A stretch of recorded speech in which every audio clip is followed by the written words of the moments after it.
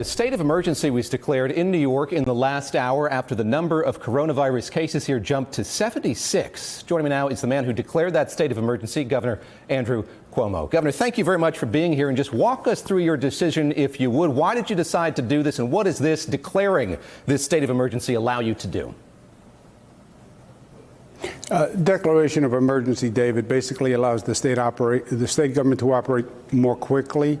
It allows us to purchase materials. It allows us to hire staff more quickly without going through some of the normal government bureaucracy.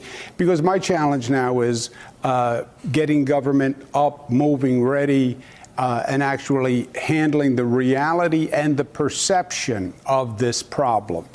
So I want to do more testing as quickly as possible, find the people who test positive, put them in quarantine, et cetera, and let the public know that we're on top of this, we're handling it, and things are under control, right? Because we have more of the number one problem is hysteria and fear as opposed to the virus. And I think government can either address that or compound it.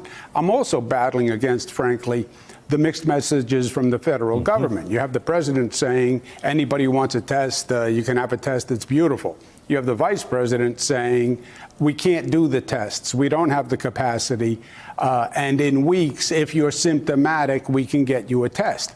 Those kinds of mixed messages, that confusion, I think adds to the fear and the frustration of people, because if government doesn't know what it's doing, well, then people feel they're really alone, and this is really a problem. Governor, a lot of them are probably watching us right now, watching you on television, wondering how much anxiety they should have, how nervous they should be. What is your message to them as they look across the country to what's happening in Washington State, look at the difficulty that your counterpart, Governor Jay Inslee, has faced over these last few days, and is frankly worried about what might be happening here?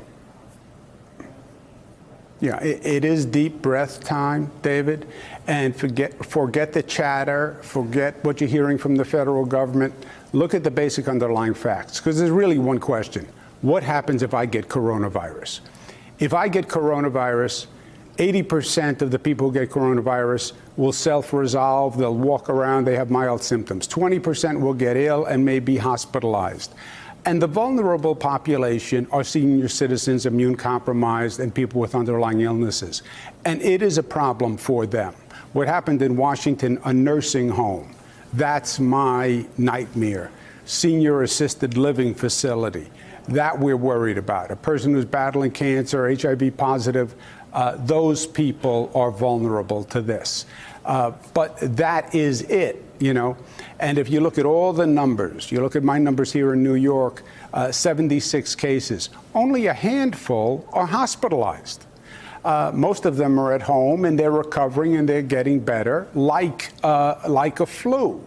So the ultimate reality is manageable. Hey there, I'm Chris Hayes from MSNBC. Thanks for watching MSNBC on YouTube. If you want to keep up to date with the videos we're putting out, you can click subscribe just below me, or click over on this list to see lots of other great videos.